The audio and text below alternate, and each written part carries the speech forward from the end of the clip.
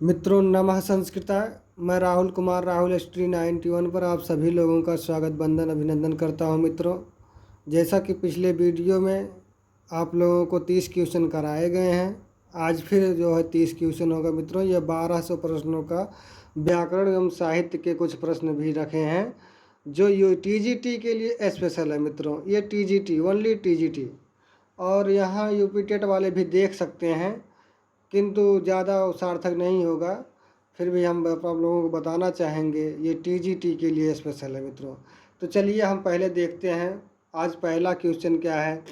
कहा गया है, देख लीजिए, ब्रह्म ऋषि में संधि है। ब्रह्म ऋषि में कौन सा संधि होता है? तो आप जब तोड़ेंगे ब्रह्मा प्लस ऋषि बराबर क्या होता है? ब्रह्म ऋषि। तो यहाँ देखेंगे कौन सा, अर्थात गुण स्वर संधि हो जाता है। कौन सा संधि हो जाता है? गुण स्वर संधि होता है। वृद्धि नहीं होता, बल्कि एण नहीं होता और दीर्घ भी नहीं होता। अब देखेंगे अक्षौहिणी। अक्षौहिणी में अक्ष प्लस ऊहनी में कौन सी संधि है? तो यहाँ पर आप लोग तुरंत लगा दीजिएगा मित्रों, कौन सा? वृद्धि स्वर संधि। यह किसका अपवाद है? तो गुण स्वर संधि का अपवाद है। मित्रों, फिर अगला देखेंगे, किसमें संधि करना अनिवार्य होता है, मतलब किसमें संधि अनिवार्य होता है?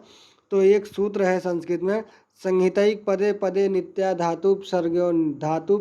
ठीक है, नित्या समासे वाक्य तुषा विवाक्षा पेक्षते।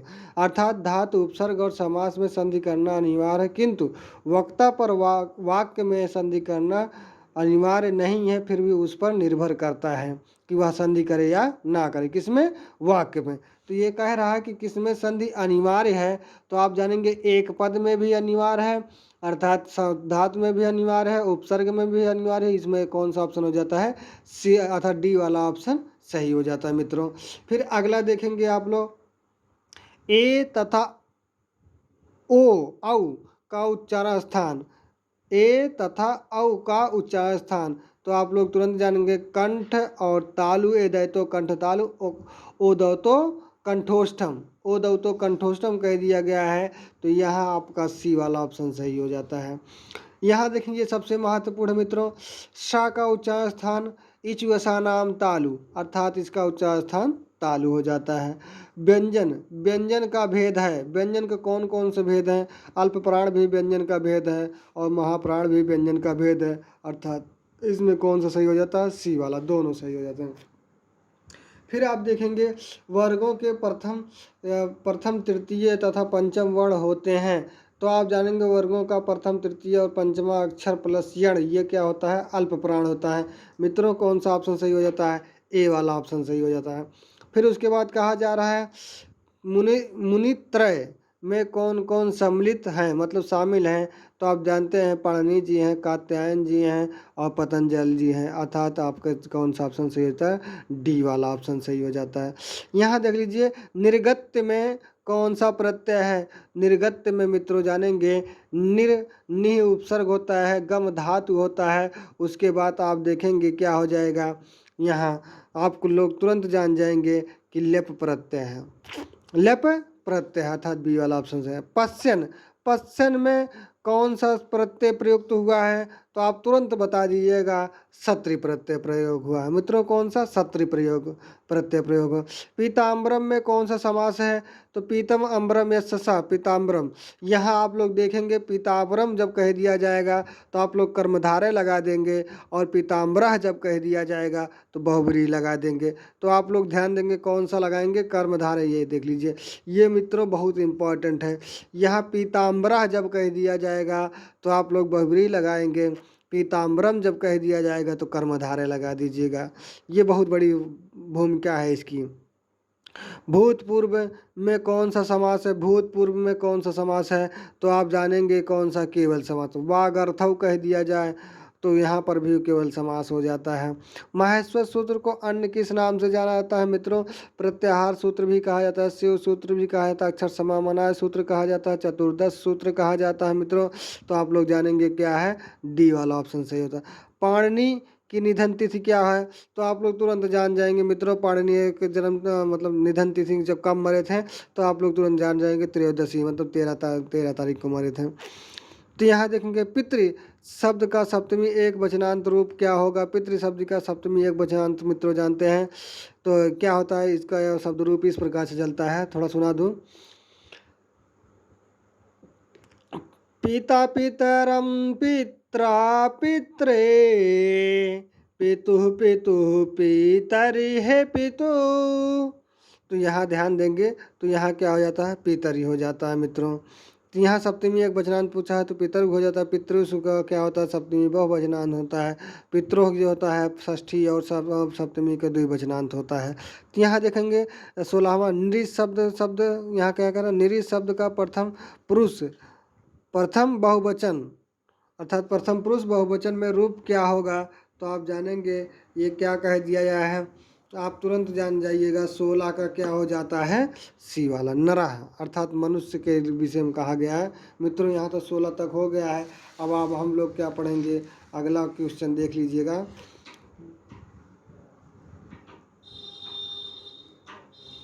29 से 30 क्वेश्चन।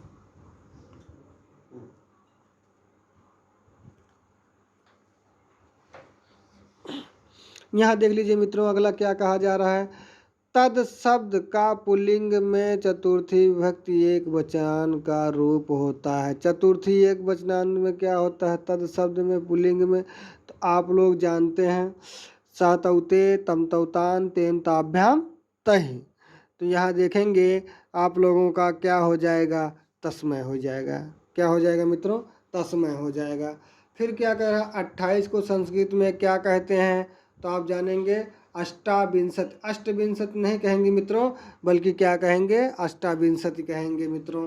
आप लोग इतना ध्यान दीजिएगा। अष्टादश किसे कहते हैं, 18 अर्थात 18 को कहते हैं। सुकनास ने किसे उपदेश दिया, सुकनास ने चंद्रापीड़ को उपदेश दिया मित्रों। अर्थ गौरव के लिए कौन जाने जाते हैं अर्थात प्रसिद्ध हैं, तो भारवी। भारवी अर्थ गौरव आप लोगों को कहा गया है। उपमा कालिदासस्य भारवी अर्थ गौरव दंडिना पद लालित्यम माघे त्रियो गुणा संति। ठीक है, तो इस प्रकार से कह दिया गया है। कर्ति कर्मणो कृति किस विभक्ति का सूत्र है, तो यहाँ पर लगा दिया गया है मित्रों। आप लोग देख सकते हैं षष्ठी का तो आपका समझ सही हो जाता है। मातुः स्मृति में किस सूत्र का प्रयोग किया गया है, तो आप लोग देखेंगे अधिगर्थ दयेसाम कर्मणि। दयेसाम कर्मणि तृतीयार्थे किस विभक्ति का प्रयोग होगा, तृतीय अर्थ मतलब तृतीय के अर्थ में आप देखेंगे कौन सा होता है, तो द्वितीय विभक्ति का प्रयोग होता है।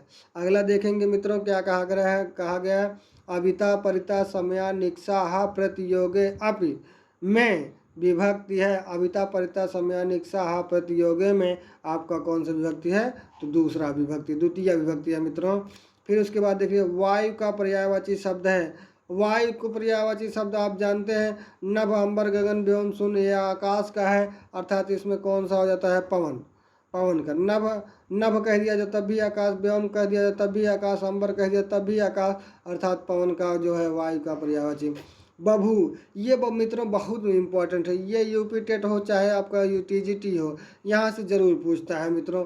बभू में कौन सा लकार प्रयुक्त है, तो आप लोग जानते हैं बी वाला ऑप्शन सही।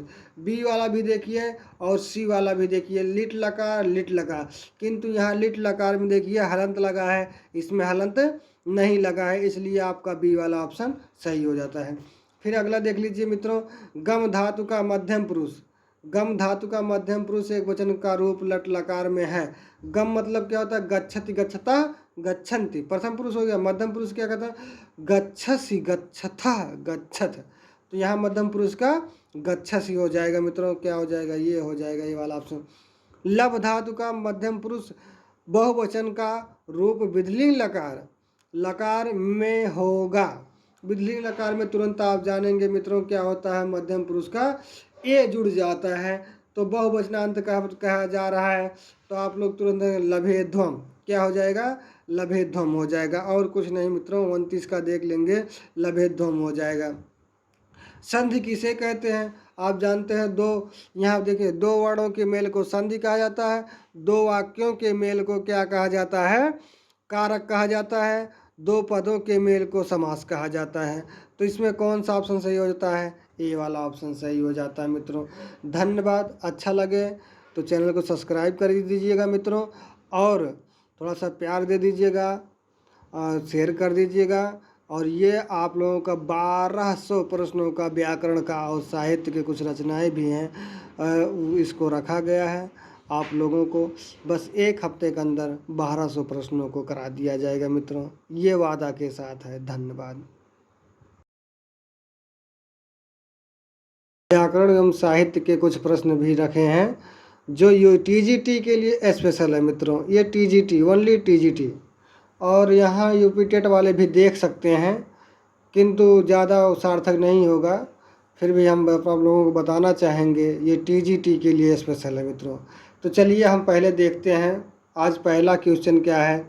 कहा गया है, देख लीजिए, ब्रह्म ऋषि में संधि है। ब्रह्म ऋषि में कौन सा संधि होता है? तो आप जब तोड़ेंगे ब्रह्मा प्लस ऋषि बराबर क्या होता है? ब्रह्म ऋषि। तो यहाँ देखेंगे कौन सा, अर्थात गुण स्वर संधि हो जाता है। कौन सा संधि हो जाता है? गुण स्वर संधि होता है। वृद्धि नहीं होता बल्कि एण नहीं होता और दीर्घ भी नहीं होता। अब देखेंगे अक्षौहिणी। अक्षौहिणी में अक्ष प्लस ऊहनी में कौन सी संधि है? तो यहाँ पर आप लोग तुरंत लगा दीजिएगा मित्रों, कौन सा? वृद्धि स्वर संधि। यह किसका अपवाद है? तो गुण स्वर संधि का अपवाद है मित्रों। फिर अगला देखेंगे, किसमें संधि करना अनिवार्य होता है, मतलब किसमें संधि अनिवार्य होता है? तो एक सूत्र है संस्कृत में, संहितैक पदे पदे नित्या धातुपसर्ग्यो, ठीक है। नित्या समासे वाक्य तुषा विवाक्षा पेक्षते, अर्थात धातु उपसर्ग और समास में संधि करना अनिवार्य है, किंतु वक्ता पर वाक्य में संधि करना अनिवार्य नहीं है, फिर भी उस पर निर्भर करता है कि वह संधि करे या ना करे। किसमें? वाक्य में। तो ये कह रहा है कि किसमें संधि अनिवार्य है, तो आप जानेंगे एक पद में भी अनिवार्य है, अर्थात धातु में भी अनिवार्य है, उपसर्ग में भी अनिवार्य है। इसमें कौन सा ऑप्शन हो जाता है? सी अर्थात डी वाला ऑप्शन सही हो जाता है मित्रों।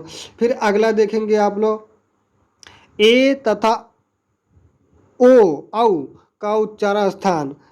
ए तथा औ का उच्चारण स्थान, तो आप लोग तुरंत जानेंगे कंठ और तालु। ए दैतो कंठ तालु, ओ दौतो कंठोष्ठम, ओ दौतो कंठोष्ठम कह दिया गया है। तो यहाँ आपका सी वाला ऑप्शन सही हो जाता है। यहाँ देखेंगे सबसे महत्वपूर्ण मित्रों, सा का उच्चारण स्थान इचवसा नाम तालु, अर्थात इसका उच्चारण स्थान तालु हो जाता है। व्यंजन, व्यंजन का भेद है। व्यंजन के कौन कौन से भेद हैं? अल्प प्राण भी व्यंजन का भेद है और महाप्राण भी व्यंजन का भेद है, अर्थात इसमें कौन सा सही हो जाता है? सी वाला, दोनों सही हो जाते हैं। फिर आप देखेंगे वर्गों के प्रथम तृतीय तथा पंचम वर्ण होते हैं। तो आप जानेंगे वर्गों का प्रथम तृतीय और पंचमा अक्षर प्लस यण, ये क्या होता है? अल्प प्राण होता है मित्रों। कौन सा ऑप्शन सही हो जाता है? ए वाला ऑप्शन सही हो जाता है। फिर उसके बाद कहा जा रहा है मुनित्रय में कौन कौन सम्मिलित हैं, मतलब शामिल हैं? तो आप जानते हैं पाणिनि जी हैं, कात्यायन जी हैं और पतंजलि जी हैं, अर्थात आपका कौन सा ऑप्शन सही होता है? डी वाला ऑप्शन सही हो जाता है। यहाँ देख लीजिए, निर्गत्य में कौन सा प्रत्यय है? निर्गत्य में मित्रों जानेंगे निह उपसर्ग होता है, गम धातु होता है। उसके बाद आप देखेंगे क्या हो जाएगा, यहाँ आपको लोग तुरंत जान जाएंगे कि लेप प्रत्यय है। लेप प्रत्यय अर्थात बी वाला ऑप्शन है। पश्चन, पश्चन में कौन सा प्रत्यय प्रयुक्त हुआ है? तो आप तुरंत बता दीजिएगा, सत्री प्रत्यय प्रयोग हुआ है मित्रों। कौन सा? सत्री प्रत्यय प्रयोग। पीताम्बरम में कौन सा समास है? तो पीतम अम्बरम यस्सा पीताम्बरम। यहाँ आप लोग देखेंगे पीताम्बरम जब कह दिया जाएगा तो आप लोग कर्मधारय लगा देंगे, और पीताम्बरः जब कह दिया जाएगा तो बहुब्रीहि लगा देंगे। तो आप लोग ध्यान देंगे कौन सा लगाएंगे? कर्मधारय। ये देख लीजिए, ये मित्रों बहुत इंपॉर्टेंट है। यहाँ पीताम्बरः जब कह दिया जाएगा तो आप लोग बहुब्रीहि लगाएंगे, पीताम्बरम जब कह दिया जाएगा तो कर्मधारय लगा दीजिएगा। ये बहुत बड़ी भूमिका है इसकी। भूतपूर्व में कौन सा समास है? भूतपूर्व में कौन सा समास है? तो आप जानेंगे कौन सा? केवल समास। वागर्थौ कह दिया जाए तो यहाँ पर भी केवल समास हो जाता है। माहेश्वर सूत्र को अन्य किस नाम से जाना जाता है मित्रों? प्रत्याहार सूत्र भी कहा जाता है, शिव सूत्र भी कहा जाता है, अक्षर समामनाय सूत्र कहा जाता है, चतुर्दश सूत्र कहा जाता है मित्रों। तो आप लोग जानेंगे क्या है? डी वाला ऑप्शन सही होता है। पाणिनि की निधन तिथि क्या है? तो आप लोग तुरंत जान जाएंगे मित्रों, पाणिनि के जन्म मतलब निधन तिथि जब कब मरे थे तो आप लोग तुरंत जान जाएंगे, त्रयोदशी मतलब 13 तारीख को मरे थे। तो यहाँ देखेंगे पितृ शब्द का सप्तमी एक वचनांत रूप क्या होगा। पितृ शब्द का सप्तमी एक वचनांत मित्रों जानते हैं तो क्या होता है, इसका शब्द रूप इस प्रकार से चलता है, थोड़ा सुना दूं। पिता पितरम पित्रा पित्रे पितुः पितुः पितरि है पितु। तो यहाँ ध्यान देंगे तो यहाँ क्या हो जाता है, पितरि हो जाता है मित्रों। तो यहाँ सप्तमी एक वचनांत पूछा है तो पितृ हो जाता है। पितृ का क्या होता है, सप्तमी बहुवचनांत होता है। पितरों जो होता है षष्ठी और सप्तमी का द्विवचनांत होता है। तो यहाँ देखेंगे 16वां निरीश शब्द यहाँ क्या कह रहा है, निरीश शब्द का प्रथम पुरुष प्रथम बहुवचन अर्थात प्रथम पुरुष बहुवचन में रूप क्या होगा, तो आप जानेंगे ये क्या कह दिया गया है, आप तुरंत जान जाइएगा। 16 का क्या हो जाता है, सी वाला नरः अर्थात मनुष्य के विषय में कहा गया है। मित्रों यहाँ तो 16 तक हो गया है। अब हम लोग क्या पढ़ेंगे, अगला क्वेश्चन देख लीजिएगा।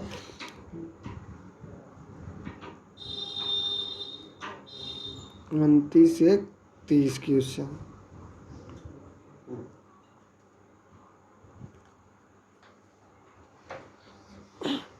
यहाँ देख लीजिए मित्रों, अगला क्या कहा जा रहा है, तद शब्द का पुल्लिंग में चतुर्थी विभक्ति एक वचन का रूप होता है। चतुर्थी एक वचनांत में क्या होता है, तद शब्द में पुल्लिंग में, तो आप लोग जानते हैं सातौते तमतौतान तेन ताभ्याम तहि।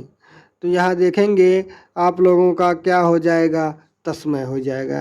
क्या हो जाएगा मित्रों, तस्मय हो जाएगा। फिर क्या कह रहा है, 28 को संस्कृत में क्या कहते हैं, तो आप जानेंगे अष्टाविंशति। अष्टविंशति नहीं कहेंगे मित्रों, बल्कि क्या कहेंगे, अष्टाविंशति कहेंगे मित्रों। आप लोग इतना ध्यान दीजिएगा। अष्टादश किसे कहते हैं, 18 अर्थात 18 को कहते हैं। सुकनास ने किसे उपदेश दिया, सुकनास ने चंद्रापीड़ को उपदेश दिया मित्रों। अर्थ गौरव के लिए कौन जाने जाते हैं अर्थात प्रसिद्ध हैं, तो भारवी। भारवी अर्थ गौरव आप लोगों को कहा गया है। उपमा कालिदास भारवी अर्थ गौरव दंडिना पद लालित्यम माघे त्रयो गुणा संति। ठीक है, तो इस प्रकार से कह दिया गया है। कर्ति कर्मणो कृति किस विभक्ति का सूत्र है, तो यहाँ पर लगा दिया गया है मित्रों। आप लोग देख सकते हैं षष्ठी का तो आपका समझ सही हो जाता है। मातुः स्मृति में किस सूत्र का प्रयोग किया गया है, तो आप लोग देखेंगे अधिगर्थ दयेसाम कर्मणि। दयेसाम कर्मणि तृतीयार्थे किस विभक्ति का प्रयोग होगा, तृतीया अर्थ मतलब तृतीया के अर्थ में आप देखेंगे कौन सा होता है, तो द्वितीय विभक्ति का प्रयोग होता है। अगला देखेंगे मित्रों क्या कहा गया है, अविता परिता समया निक्षा प्रतियोगे अपि में विभक्ति है। अविता परिता समया निक्षा प्रतियोगे में आपका कौन सा विभक्ति है, तो दूसरा विभक्ति, द्वितीय विभक्ति है मित्रों। फिर उसके बाद देखिए वायु का पर्यायवाची शब्द है। वायु को पर्यायवाची शब्द आप जानते हैं, नभ अंबर गगन व्योम शून्य, यह आकाश का है अर्थात इसमें कौन सा हो जाता है, पवन। पवन का नभ कह दिया जाए तब भी आकाश, व्योम कह दिया जाए तब भी आकाश, अंबर कह दिया तब भी आकाश अर्थात पवन का जो है वायु का पर्यायवाची। बभू, ये मित्रों बहुत इम्पोर्टेंट है, ये यूपी टेट हो चाहे आपका यूटीजीटी हो, यहाँ से जरूर पूछता है मित्रों। बभू में कौन सा लकार प्रयुक्त है, तो आप लोग जानते हैं बी वाला ऑप्शन सही। बी वाला भी देखिए और सी वाला भी देखिए, लिट लकार, किंतु यहाँ लिट लकार में देखिए हलंत लगा है, इसमें हलंत नहीं लगा है, इसलिए आपका बी वाला ऑप्शन सही हो जाता है। फिर अगला देख लीजिए मित्रों, गम धातु का मध्यम पुरुष। गम धातु का मध्यम पुरुष एक वचन का रूप लट लकार में है। गम मतलब क्या होता है, गच्छति गच्छता गच्छन्ति, प्रथम पुरुष हो गया। मध्यम पुरुष क्या कहता है, गच्छसि गच्छथा गच्छत, तो यहाँ मध्यम पुरुष का गच्छसि हो जाएगा मित्रों। क्या हो जाएगा, ये हो जाएगा ये वाला ऑप्शन। लभ धातु का मध्यम पुरुष बहुवचन का रूप विधिलिंग लकार लकार में होगा। विधिलिंग लकार में तुरंत आप जानेंगे मित्रों क्या होता है, मध्यम पुरुष का ए जुड़ जाता है, तो बहुवचनांत कहा जा रहा है, तो आप लोग तुरंत लभेध्वम, क्या हो जाएगा, लभेध्वम हो जाएगा, और कुछ नहीं मित्रों। 29 का देख लेंगे, लभेध्वम हो जाएगा। संधि किसे कहते हैं, आप जानते हैं, दो, यहाँ देखिए दो वर्णों के मेल को संधि कहा जाता है, दो वाक्यों के मेल को क्या कहा जाता है, कारक कहा जाता है, दो पदों के मेल को समास कहा जाता है। तो इसमें कौन सा ऑप्शन सही हो जाता है? ए वाला ऑप्शन सही हो जाता है मित्रों। धन्यवाद। अच्छा लगे तो चैनल को सब्सक्राइब कर दीजिएगा मित्रों, और थोड़ा सा प्यार दे दीजिएगा, शेयर कर दीजिएगा। और ये आप लोगों का 1200 प्रश्नों का व्याकरण का और साहित्य के कुछ रचनाएं भी हैं, इसको रखा गया है। आप लोगों को बस एक हफ्ते के अंदर 1200 प्रश्नों को करा दिया जाएगा मित्रों, ये वादा के साथ है। धन्यवाद।